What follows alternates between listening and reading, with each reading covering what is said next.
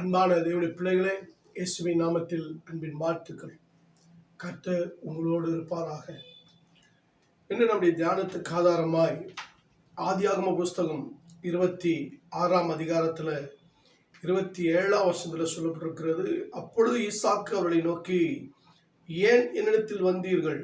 நீங்கள் என்னை பகைத்து என்னை உங்களிடத்தில் இராதபடிக்கு துரத்தி விட்டீர்களே என்றார். ஆமென். அன்பு தேவனுடைய பிள்ளைகளே, பகைத்து துரத்தி விட்ட உன்னை உன்னோடு கூட இருந்து கர்த்தர் உன்னை ஆசீர்வதிப்பார். பகைத்து துரத்தி விடப்பட்ட உன்னை, வெறுக்கப்பட்ட உன்னை, தள்ளப்பட்ட உன்னை கர்த்தர் உன்னோடு கூட இருந்து நிச்சயமாய் ஆசீர்வதிப்பார். அவர் உங்களோடு கூட இருக்கிறார் என்பதை உங்களை துரத்தினவர்கள், பகைத்தவர்கள், எதிராளிகள் மற்றும் ஜனங்கள் யாவரும் காண்பார்கள். கர்த்தர் அப்படிப்பட்ட ஒரு பெரிய அதிசயத்தை, அற்புதத்தை உங்கள் வாழ்க்கையில செய்வார். ஆமென். அன்பு தேவனுடைய பிள்ளைகளே, கர்த்தர் சொன்னார், பெலிஸ்தர் தேசத்துக்கு போ சொல்லி ஈசாக்கை. அந்த தேசத்திற்கு போறார், கேராருல தங்குகிறார். கர்த்தர் அவரோடு கூட இருக்கிறார். வறட்சி நாட்கள்ல, மழை இல்லாத நாட்கள்ல, வறண்ட நாட்களில் கர்த்தர் ஈசாக்கோடு இருந்து ஆசீர்வதித்தார். அவர் 100 மடங்கு ஆசீர்வதிக்கப்படுகிறார். அவர் ஐஸ்வர்யனாய் மாறுகிறார், வர வர விரித்தடைகிறார், மகா பெரியவனாகிறார். ஆட்டு மந்தைகளும் பணிவிடைக்காரர்களும் அவர் பாருங்க பெருக ஆரம்பித்தார்கள். பெலிஸ்தியர் அவன் மீது போராமை கொண்டார்கள். அப்பொழுது அபிமெலேக்கு ஈசாக்கை நோக்கி, நீ எங்களை விட்டு போய்விடு, எங்களை பார்க்கலும் மிகவும் பலத்தவனானான் என்று சொன்னார். ஈசாக்கு துரத்தப்படுகிறார், பகைக்கப்படுகிறார், அவர் மீது போராமை உண்டாகிறது. என் அன்பு தேவனுடைய பிள்ளைகளே, நீங்கள் வளரும் பொழுது, நீங்கள் பெருகும் பொழுது, விருத்தி அடையும் பொழுது, தேவனுடைய வாக்குத்தத்தம் உங்கள் வாழ்க்கையில நிறைவேற்றப்படும் பொழுது, தேவன் சொன்ன வாக்குத்தத்தங்கள், வார்த்தைகள் எல்லாம் நிறைவேற்றப்பட்டு கொண்டிருக்கும் பொழுது, நீங்கள் நாளுக்கு நாள் பெருகி கொண்டே இருக்கும் பொழுது, உங்களை பகைக்கிறவர்களும் விரோதிக்கிறவர்களும் உங்களை துரத்துவார்கள், உங்களை அவமானப்படுத்துவார்கள்.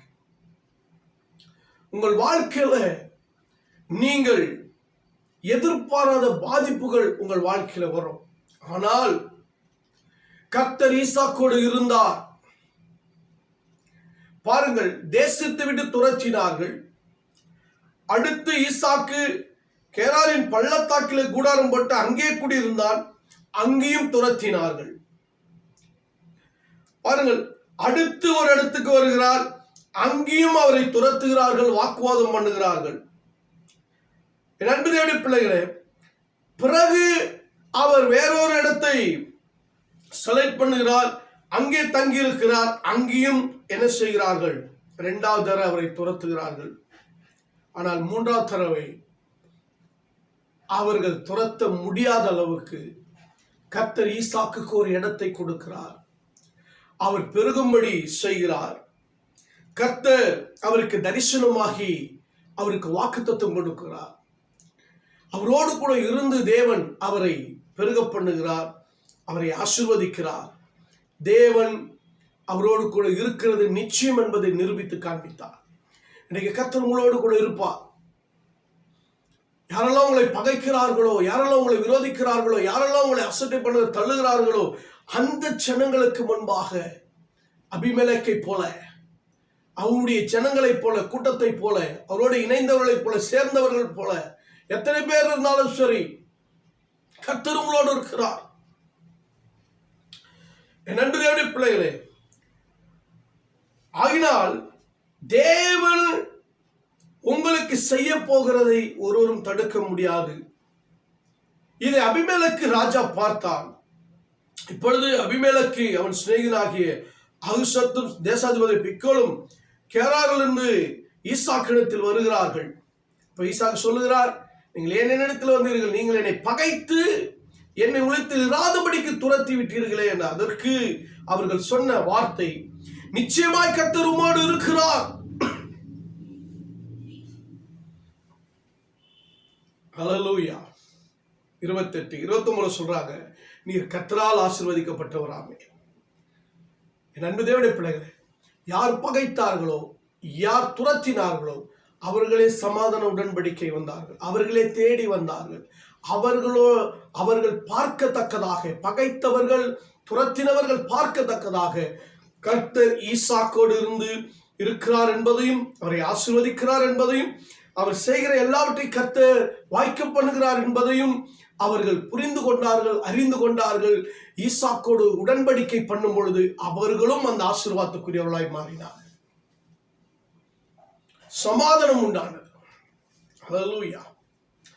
கவலைப்படாதிருங்கள். கர்த்தர் அழைத்தவர் உண்மையுள்ளவர். உங்களை தெரிந்து கொண்டவர் கைவிட மாட்டார். எவ்வளவு துரத்தினாலும் பகைத்தாலும் உனக்குரிய ஆசீர்வாதம் கர்த்தர் நிச்சயம் உனக்கு கொடுப்பார். தாமதிப்பதில்லை.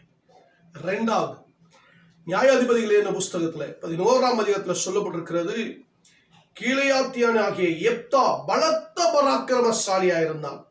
ஆனால் அவன் பாருங்க, பரஸ்திரியின் குமாரன் கிளையாத் அவனை பெற்றான். ஆகினாலே இஸ்ரவேல் ஜனங்கள் அவனை என்ன செய்தார்கள் என்றால், அந்நிய ஸ்திரீ மகன் என்று சொல்லி அவனை தேசத்தை விட்டு துரத்தி விட்டார்கள்.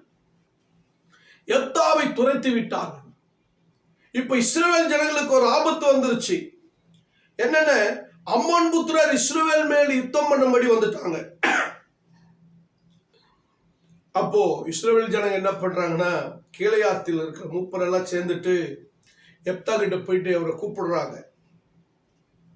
எங்களுக்காக நீர் வந்து யுத்தம் பண்ணோம், ஆமா எங்களுக்கு தேசாதிபதியா நில்லோம், எங்களுக்கு தலைவனா நில்லோம் அப்படின்னு. அப்போ அவர் சொன்ன வார்த்தை பாருங்க, அதற்கு யெப்தா கிளையாத்தின் மூப்பர்களை பார்த்து, நீங்கள் அல்லவோ என்னை பகைத்து என் தகப்பன் வீட்டிலிருந்து என்னை துரத்தினவர்கள், இப்பொழுது உங்களுக்கு ஆபத்து நேரிடுகிற சமயத்தில் நீங்கள் என்னிடத்தில் வருகிறது என்ன? அதற்கு கிளையாத்தின் மூப்பர்கள் யெப்தாவை நோக்கி, நீர் எங்களோடு கூட வந்து அம்மோன் புத்திரோடு கூட யுத்தம் பண்ணி கிளையாத்தின் குடிகளை எங்களை அனைவரும் மேலும் தலைவனா இருக்க வேண்டும். நீர் யுத்தம் பண்ணப்பா, அந்த பராக்கிரமத்தை கர்த்தர் அவனுக்கு கொடுத்திருந்தார். பாருங்க, இஸ்ரவேலிலே இத்தனை பராக்கிரமசாலிகள் இருந்தார்கள், யுத்த வீரர்கள் இருந்தார்கள். ஆனால் கர்த்தர் தெரிந்து கொண்டது யெப்தாவை நியாயாதிபதியாக, தலைவனாக தெரிந்து கொண்டது கர்த்தர் யெப்தாவை. என் அன்பு தேவனுடைய பிள்ளைகளே, ஒருவேளை நீங்கள் புறஜாதிகள், ஒருவேளை நீங்கள் தாழ்ந்த ஜாதிகள் அப்படி என்று சொல்லி உயர்ந்த ஜாதி உள்ளவர்கள் நம்மளை ஒதுக்கி வைக்கலாம் உங்களை. ஆனால் கர்த்தர் அப்படி பார்க்கிறதில்லை. ஒரு நாள் அவர்களுக்கே உங்களுடைய உதவி தேவைப்படும், உங்களுடைய ஜெபம் தேவைப்படும், உங்களுடைய வசனம் தேவைப்படும், கர்த்தர் உங்களை கொண்டு பயன்படுத்துகிற கிருபைகள் தேவைப்படும். நன்றாய் புரிந்து கொள்ளுங்கள். தேவ சமூகத்தில் தேவனுடைய பிள்ளைகளுக்கு ஜாதி முக்கியம் இல்லை, தேவ கிருபை முக்கியம், தேவனுடைய வார்த்தை முக்கியம், ஒருவரோட ஐக்கியமாய் கிறிஸ்துவுக்குள்ளே வாழுகிறது முக்கியம். அப்போஸ்தலர் நாட்களில் பரிசுத்த ஆவியானவர் இறங்கும் பொழுது உயர்ந்தவன் தாழ்ந்தவன் யாரும் பார்க்கல, ஜாதியெல்லாம் பார்க்கல, எல்லாரும் ஒரே மனம், ஒரே இருதயம். அப்போதான் சபையும் ஊழியங்களும் பெருக ஆரம்பித்தது. ஜனங்கள் ரட்சிக்கப்பட்டார்கள், கிறிஸ்து வெளிப்பட ஆரம்பித்தார், தேவனுடைய மகிமை வெளிப்பட ஆரம்பித்தது. இந்த நாட்களில் வெற்றி வராதது, யுத்தம் பண்ணி ஜெயிக்க முடியாது, சத்துருவை ஜெயிக்க முடியல, ஒரு சில சக்சஸ் கூடி வரல. காரணம், இன்னும் மாற்று கிறிஸ்தவர்களுக்குள்ளே வரவில்லை, கிறிஸ்துவ பிள்ளைகளுக்குள்ளே, சபைகளுக்குள்ளே, ஊழியக்காரர்களுக்குள்ளே யாருக்குள்ள வரவில்லை. ஏனென்றால் அப்படிப்பட்ட வெறிதனமான காரியம் பிடித்து இருக்கிறது. பாருங்கள், அதுக்கு பிறகு வேதம் சொல்லப்படுகிறது, மிஸ்பா பார்த்தீங்கன்னா யெப்தா போகிறார். போயிட்டு அவர் என்ன தெரியுமா செய்றார்? யெப்தா தன் காரியங்கள் எல்லாம் மிஸ்பாவிலே கர்த்தருடைய சந்நிதியிலே சொன்ன பிறகு வேதம் சொல்லப்பட்டிருக்கிறது 29ஆம் வசனத்துல 11ஆம் அதிகாரத்துல, கர்த்தருடைய ஆவியானவர் யெப்தா மேல் இறங்கினார்.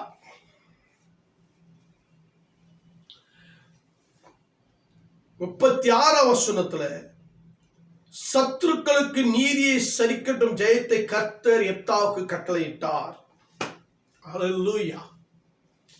என் அன்பு தேவனுடைய பிள்ளைகளே, யெப்தா இஸ்ரவேலை சுமார் 6 வருஷம் நியாயம் விசாரித்தார்.